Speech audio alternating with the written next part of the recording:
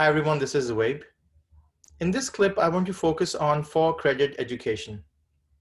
For-credit education system is basically a means to measure student seat time. What do I mean by that? If an institution says that it offers a course worth 3 credit hours, or 4 credit hours, or 2 credit hours, and in some cases I've seen 6 credit hour courses as well, then it basically means that there is a math behind this to basically equate that 1 credit hour is equal to certain hours of student seat time. So for example, in my situation where I'm working right now, we have 1 credit hour is equal to 45 hours of student seat time. And there are different standards because in the European countries, when I remember completing my bachelor's over there as well, so they had a different system of using credit hours, and in the US, it's different, and that's why you would see there's a conversion that happens. So if you're a student who has traveled from Europe to US, then there are organizations in the US that will then convert and try to understand that what does it mean from an American perspective.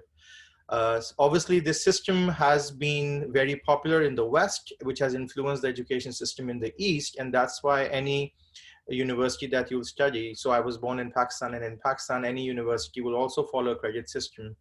And once you complete the education system over there, and if you plan to come here, then you would then have to, have those reviewed by an organization, depending if you're going into anywhere in Europe or you're coming to America or Canada. But the question here is that why credit hour? Is it really relevant right now? And in my perspective, being a faculty for over 15 years, I can see the value, at least from a calculation perspective, but is it really student centered? I think it's more beneficial from the accreditor's perspective. So accreditors for example, in the United States, they have their standards, and then they want to make sure that when you say that this program or this one course or the entire program is worth certain credit hours, what does it mean in terms of student seat time, which means the amount of interaction they'll do with the faculty, with the content, with discussions, with assignments and everything. The disadvantage is that it does not measure the student learning outcome. So, as long as you have passed the course, you will get the entire credit, but it does not really measure the competency of a student. And with times now where we have other forms of education like competence-based learning, it's really important to reflect if this is really the method that we should use moving forward. But at this point, this is a structure placed by the creditors as well. And depending on your organization, if you're offering 3 credit hours or 4 credit hours, then you have to equate that into the type of engagements that the student will have. Not measuring it, but the type of engagements. One now with online education, with hybrid education, with on-site education, the key here is to making sure that in all of these modalities, the students, if for example, they take a course on, for example, introduction to statistics, and if they take this online versus on-site, you really have to make sure that we are making all the engagements equal in all of these modalities. It could be in different shape or forms, because obviously if you're taking an on-site course, the type of engagement could be different from an online one.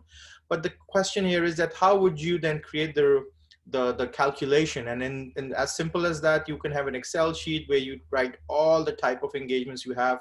If you have a 7-week course or a 10-week course, what are the learning components in it? What are the readings? What are the assignments? How much time do you anticipate the students to complete? What are the group projects? And that time should add up to the total student seat time.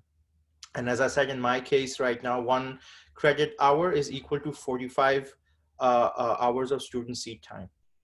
So from a administrative perspective, it's very straightforward, and it's easy to manage as long as you can prove that you can these are the type of engagements, and this is the time which is estimated.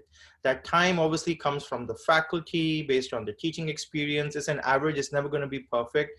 And that is why it's just more, I would consider a 4 credit structure more administrated or faculty centered rather than student centered. We really have to reflect on ways of how we can measure student learning, because there are different forms now as we move along and talk about different types of education systems. One key thing to remember from my experience is that millennials are now moving away from 4 credit and they're focusing on non-credit solutions. So we really have to look into this, that if this is all for our students, then what's the best structure moving forward? It's a very big question and it does not have a simple answer, but at least through this clip, I just wanted to share with you what 4 credit is and its implications. I hope you find this useful. Thank you. Bye.